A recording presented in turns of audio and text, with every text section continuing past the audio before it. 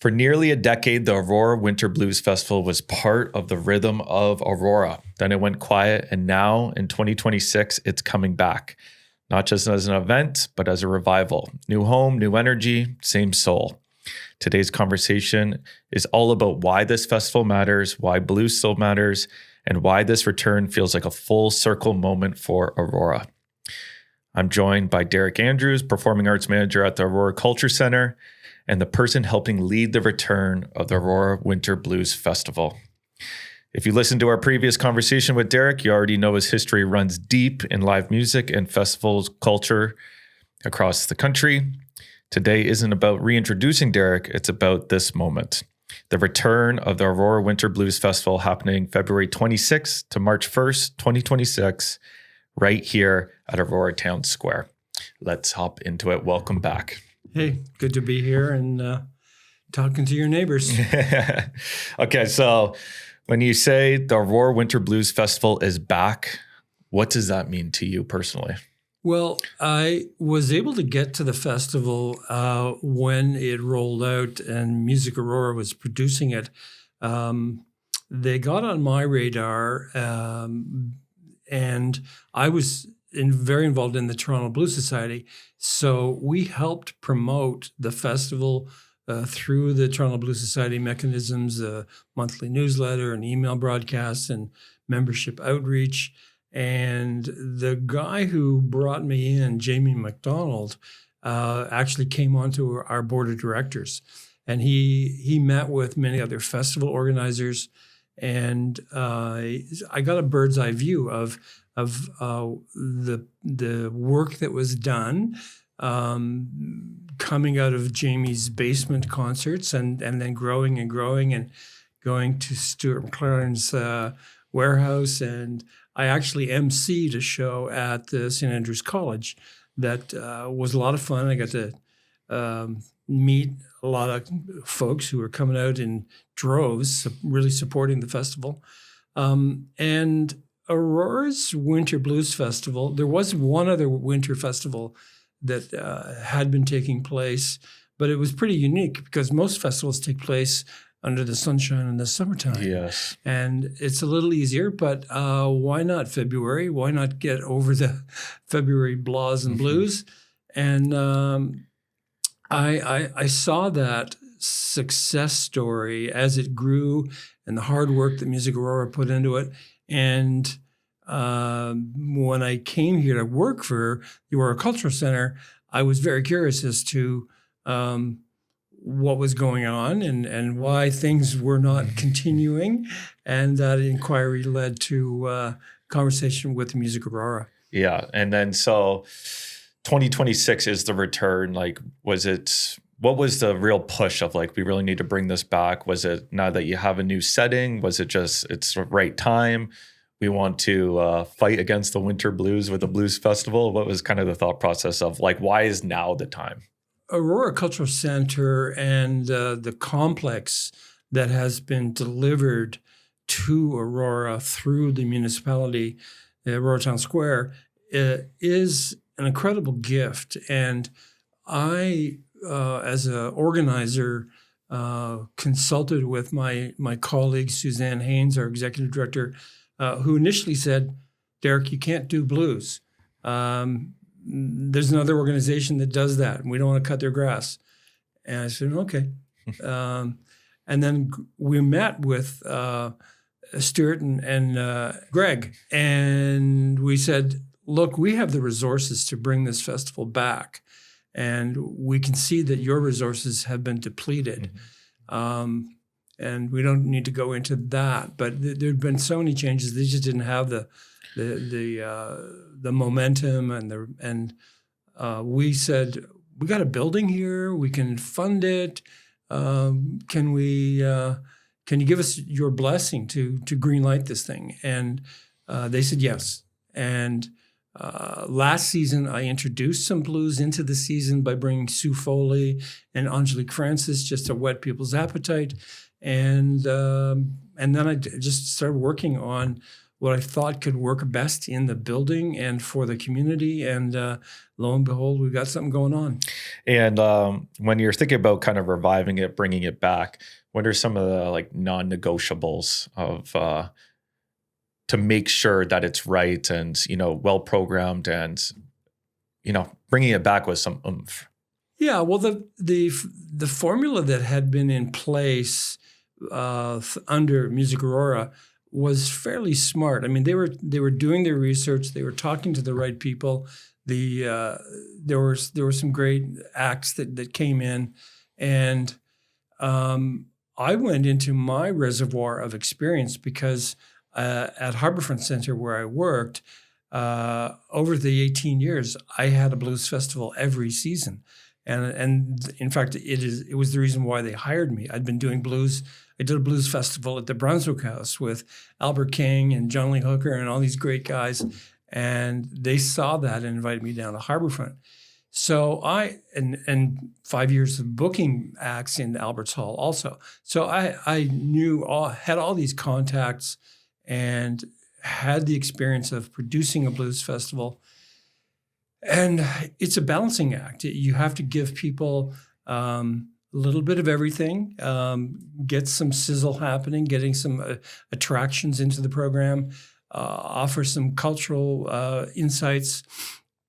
And of course, coming back in this new version, I worked with the building. We have the 2 stages, and we have new partners, and not to mention Slabtown Armory, who are the destination social space for us if you want to dine before or after a concert. But the balance, we'll talk about all the details of who's coming and that balancing that I've done, and you'll get the insights on how it is that the 6 shows and 4 workshops have fallen into place. When someone thinks that blues is just like one type of sound or an era, what are they getting wrong? There are phases and subgenres of blues, and it is the backbone and architecture for jazz. It influences folk music.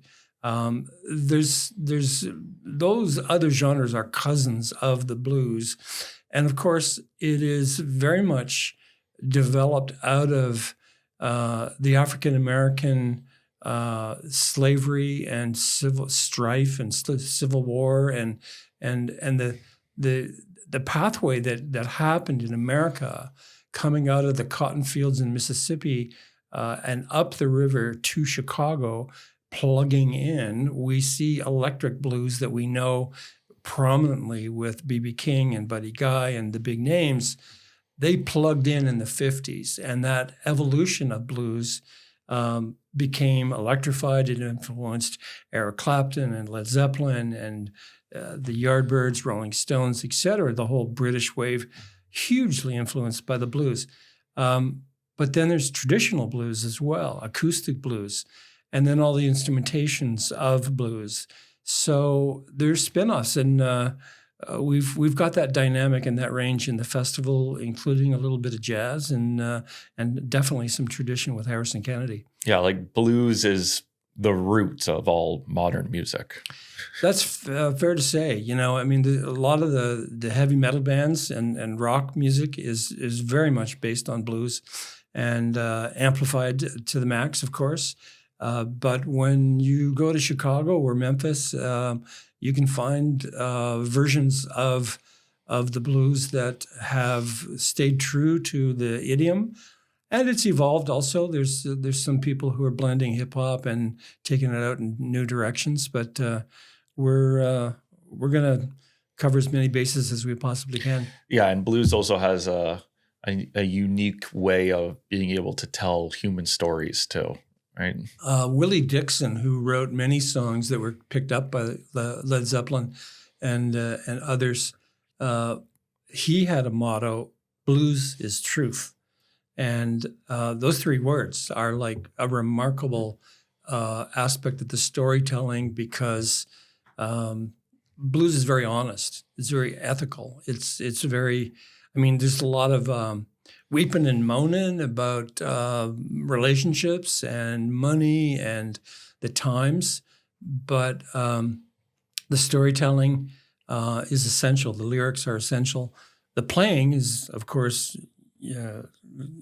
wicked, and electric guitar players in the blues genre are mind-boggling, and they've influenced all kinds of electric guitar playing, and we definitely have that in the festival. And like this festival coming up, or you personally, you've produced many festivals at different scales, right? It's like, what makes this one unique? What makes this one different when you think about it? Well, I mean, it starts with the revival. We're kind of reacquainting people with what we think they like and what we some new ideas, some fresh ideas, some familiar. But I don't have an overriding theme. I don't have a women's focus, or I haven't gone deep on any particular thing. I'm just giving people a bit of a smorgasbord of taste. But I can appreciate where you're going with that question, because in my work at Harbourfront, for example, I did a West Coast blues theme, and I brought some people out of California. People didn't know that there was a West Coast scene, and the artist that we brought up, Eddie Cleanhead Vincent, was at the heart of that. And there's other schools. I mean, there's an enormous Indigenous blues thing that's in Canada in particular. But one of the great Indigenous blues guys, Lowell Folsom, I brought to Canada a number of times. And we have an Indigenous blues dude in Dave Mowat, who Aurora knows from shows he's done for the town. Yeah. And as well, it's pretty special that, you don't have to travel to downtown Toronto to get world-class music, right? If you're going to have something in York Region here in Aurora, right, and not have to go deal with all the traffic and craziness down there to enjoy like these world-class acts. Well, the beauty of the Aurora Cultural Center is that our mandate and interest is to give Aurora and the surrounding communities cultural content that they can appreciate. I mean, obviously, many of your followers know about the galleries and the education programs and what else is going on in the building, what the town is producing, what Marquis is producing. It's a really wonderful space, and we're going to get it lively with a focus on a genre of music, and it's going to be electric. Yeah. And another unique thing is you have this learning element with the festival, with the workshops too, right? So you have the acts and then the workshops. So talk to me about like why you wanted to integrate that into this festival, and what people can expect from that element. If you're not familiar with the workshops, you might not have been to a Canadian folk festival, because I've lifted the model of the folk festival's workshop and put it in. And we used to do this at Harbourfront as well. There was a variety of workshop tactics and models that some ideas I actually lifted, because I went to New Orleans a number of times, and I went to the New Orleans Jazz and Heritage Festival, one of the most special models that I lifted. And we sort of have a version of it, but the celebrity interview. I saw Alan Toussaint at a piano being interviewed, playing his tunes, and having his story drawn out by a person, like a public interview, like our session right now, where Alan, who was an enormous New Orleans artist. But there are sessions. There are some workshops are interplay between the artists. We delve deeply into history. Glenn Murray, who's been exploring with his Juke release, the early instruments of the blues, that's a workshop, and he's going to talk about those instruments along with Manny DeGrantis, who plays with him around the area. The most special of the workshops is something that we've developed with the Aurora Museum, and that's the Banjo Man Blues. I am so excited working with Michelle Johnson at the museum. We've got a story to tell around the black settlement 150 years ago in Aurora, in the area, Whitchurch and Sharon and East Gwillimbury and in Aurora, triggered by a photo of a black man in a photo studio in Aurora. I think Michelle's date is 1877. And that has brought about a whole story that we're very excited to share with people. Yeah, that's pretty unique that you get to tie in local history into kind of this big festival too at the same time, right? Well, key to that success, that story rolling out, has been a relationship with Diana Braithwaite. And Diana and I have worked together on a lot of things, and she's won awards, but her family is an Underground Railroad family, and her mom was a historian. There's a website that she developed and is part of the basis of what we're exploring from the archives that Diana has shared with us. So we sent her the photo, and then she sent a photo back to us of the same guy later in his life and verified that this was somebody, working with a banjo. And the banjo might surprise people, is a key instrument in blues, especially in the Southeast. There's a whole scene down there led by the Carolina Chocolate Drops. And there's a festival in Brooklyn called Banjos and Biscuits. So we're going to touch on that a little bit. And we're also finding out that Diana Braithwaite's family were here. And there was one of the family names is the Hissons. And there was a chap, I think this story was actually told in Newmarket Today by a historian, that a guy was going around with a horse and cart selling charcoal. And it was quite a prosperous business. And they were here. They're no longer selling charcoal in the streets with a horse and buggy.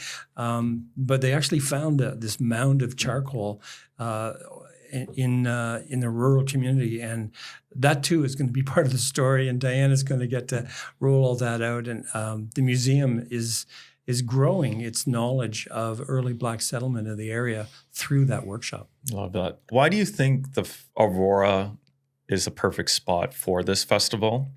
And then also, what does it mean to you to kind of bring this to York region, right? Like, why does Aurora work to be the center of it? And then what does it mean to have this like in the center of York region? Well, one of the things that's going to be behind the scenes more than anything is some of our colleagues who are festival producers are coming in to the festival for meetings to plan a new network. And Aurora Cultural Center is providing the leadership as a cultural leader and a hub of cultural development.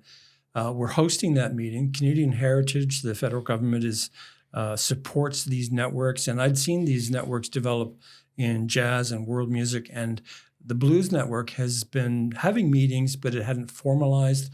So our colleagues from Orangeville, Kitchener, Mont Tremblant, the Calgary Blues Festival, Salmon Arm, I think we've now confirmed another Quebec participant. But the Aurora is going to earn its position in the national Blues Festival circuit and network. Even though we're isolated in February, we're talking to the other colleagues, hearing about artists.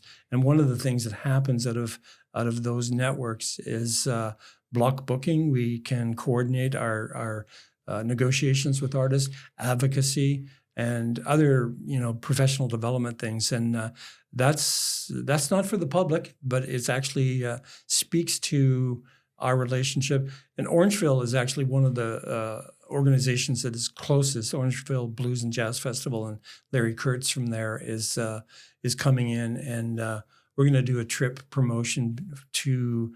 They're going to promote Aurora, and we're going to promote Orangeville, and it's all about reciprocal exchange. And well, bottom line is people are very excited that Aurora Winter Blues Festival is back. Yeah. And, it's something that showcases Aurora supporting the arts. And it's something that the people of Aurora can be really proud of, right? So of kind of having such a great event where they live. Well, And one of the Music Aurora folks appreciate the fact that we've got Glenn Murray in the program. We've got a local artist of stature celebrating his work, and we're also just working with artists that people can relate to. The range of skills is dynamic enough that nobody's going to be bored.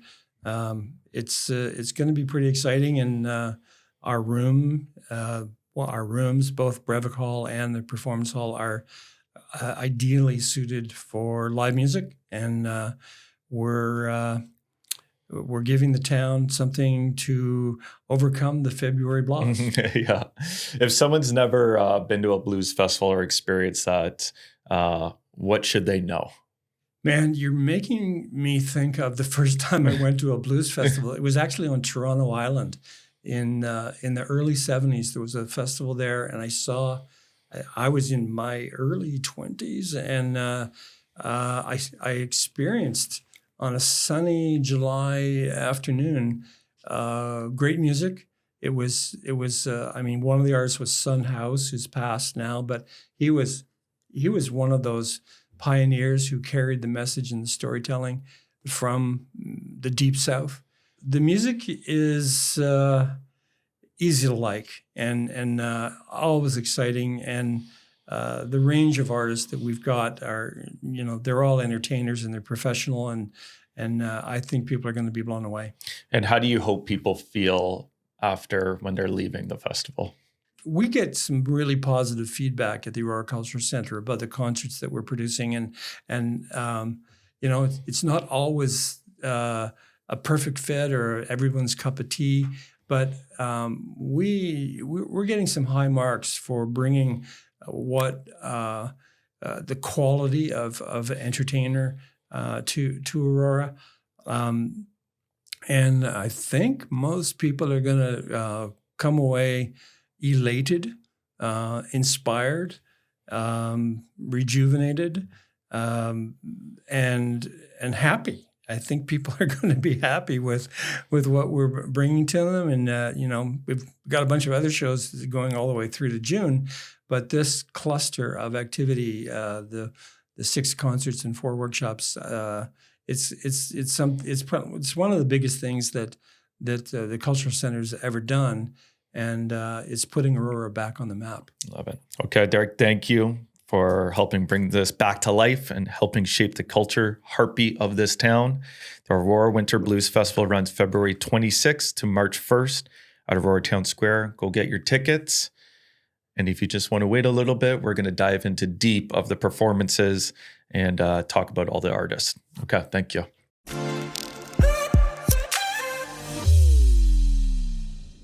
Okay, now we're back and we're going to dive into kind of the details of who's going to be at the Aurora Blues Festival. Full disclosure, I'm terrible at saying names, so you're going to have to help me because you know the artist. So let's start with the first one, Jack. That's Wednesday, February 26th, 7:30 p.m. Tell me about Jack. Jack de Keyser, that's a Dutch name, so it shouldn't throw you off too much because we're sitting here right beside the Dutch, the Sweet great Duchess. Sweet Duchess restaurant. Jack de Keyser is a multi-award-winning guitarist. He is, many people feel, if not the best, one of the best guitarists. He's been recruited by international artists to sit in with them.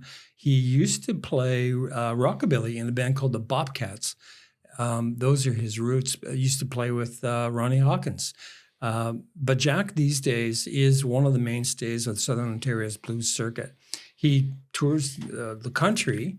These days, I don't think he's going to the States very much, but Jack's working every weekend, and his repertoire is a mix of originals that he's written and classics that he's covered. One of my favorite covers, he does a tune by Otis Rush out of Chicago that is just really tasty. But electric guitar, it's a 5-piece band. It's an upbeat, and a classic Chicago blues style of and be careful because I think that one's going to sell out. And on Friday, February 27th, we got Susie at 7:30 with some special guests. Susie Vinnick is, again, one of the mainstays of the Canadian blues scene, a headliner, an artist in her own right. She kind of straddles the folk and blues world because she plays acoustic. She also plays bass. She came to Ontario from her Saskatchewan roots to play bass with a band in Ottawa. She lived in Toronto for a while. She's down in Wainfleet near Niagara Falls. These days, she picked up a little church after working with Stuart McLean on the road a lot, and that was a healthy set of gigs. And she's just come back from a month in the Netherlands. She's a consummate entertainer, original. She doesn't really cover too many tunes, but she's got a couple of classic covers. But mostly, she writes songs and she collaborates with people. And she's collaborating on this night and this special show with a couple of great guys. Tony D from Ottawa, who's in the band Monkey Junk. Tony is a pal of Susie's. She has many pals in the blues scene and the Canadian music scene. And then Kevin Bright. And Kevin, who's living in Toronto these days, I knew him out of Aurora for the longest time. But this is a guy, a session player who's worked with Nora Jones and Holly Cole and Katie Lang. He's a guitar slinger. And that trio is Susie Shaw with two special guests, and then support by an up-and-coming 20-something guitarist named Jay Blues, Caribbean heritage kid who's starting to show up in Aurora now and then, and I think we're going to see a lot of him. Yeah, we have the local superstar Glenn Murray with a special performance. Tell me about Glenn and what he's got going on. I've been tracking Glenn Murray's his bands, the Mojo crew that includes our friend Manny DeGrantis. When I first arrived a few years ago, Glenn was doing some workshops with kids. One of the many different things that he does percussion workshops. He does a look back at Woodstock. He's got a very diverse repertoire. And I actually went up to the brewery in Newmarket to see his CD launch for Juke. And Juke, he's playing with word juke, which is, if you've seen the fabulous film Sinners, you have seen a juke joint. You've seen a juke joint in operation, because a juke joint in the evolution of African-American culture was the social space that people went for dancing and drinking and music. And juke joints were all through the South, and it's where music happened. And in that film, you can actually see what happens, and what Glenn is doing is taking the instruments that are used in juke joints and explaining how blues music evolved. It's a great recording. It's a great show. And he's a great artist that's from right here. And let's talk about Dominique. I give you 2 points for getting past her name, because I've had to learn how to say fils ami. And that's because she's French heritage, Haitian heritage, out of Montreal. Dominique Fils-Aimé she's won the Jazz Vocal Juno twice, and is really she's hot as a pistol. And we had presented her at St. Andrews College a few years ago. The public loved it. We heard that she was available, that she was touring, and we jumped at the chance to bring her back. This is a departure from traditional blues. She's very soulful. It's very original. and very powerful. So Dominique Fils-Aimé will come with her quintet. It's very fresh and original and like nothing you've ever seen before. It is not Chicago blues. I admit that we've made a departure, but it's not going to be a disappointing departure. You're going to be very happy to see that young lady. And we have Harrison Kennedy and Dave Mowat. Yes, this is where we get traditional. And as the story goes with Harrison Kennedy, he was actually involved in Motown soul early in his career. But early in his career speaks of the fact that the guy's 82 years old. He's been around forever. He's living in Hamilton. His family has Underground Railroad roots. But these days, he's pretty down home and old school Southern acoustic blues. He will play a mandolin, he'll play a banjo, guitar. I'm not sure exactly what he's going to bring, but it's very chilled, a lot of real storytelling. And this is a wise old man of the blues that you just don't get to see every day. He has won the Juno. He has won many awards. He performs in France in particular, but all over Europe. And supporting Harrison's concert is a guy that Aurora has seen a little bit. Dave Mowat is First Nations from Alderville. He was the chief over there. And he plays harmonica, and he does his own rootsy approach to blues. And I figured it would be a nice match for him and Harrison to get together. And then finally, Little Magic Sam. So these guys are upstarts in the blues scene. They won the Maple Blues Award for Best Emerging New Talent. And Sam is a great showman, guitarist, band leader. His quintet features a chap whose handle is Cabbagetown Steve. And Steve Grant is the harmonica player in the band. He will also be doing a workshop during the festival. But it's guitar, keyboard, harmonica, bass drums. They're going to own our concert hall on Sunday night and close the festival out with some fresh new talent. Love that. And of course, with this festival, you have some hospitality partners and then as well some other partnerships. Talk about those, where people can stay if they're coming from out of town, and as well the other partners that kind of help make this thing possible. Well, the festival coming back, and part of the inspiration that Music Aurora provided, because they had sponsorships and support from various businesses, and our development people, Deb Wilson in particular, is talking to a lot of folks. One of the early support relationships that came through was with the great new facility at the Armory. Slabtown Armory are the hospitality hub of the festival. If you want a meal before or after, Slabtown Armory is where we want to send you. We want you to support them, and they are supporting us. The folks from out of town that we expect are being offered a room rate at the Holiday Inn Express. I think it's $169, and we know some people are coming in from out of town. We're also working with the Postmark up in Newmarket. And tourism is part of the festival because that's part of putting Aurora back on the map.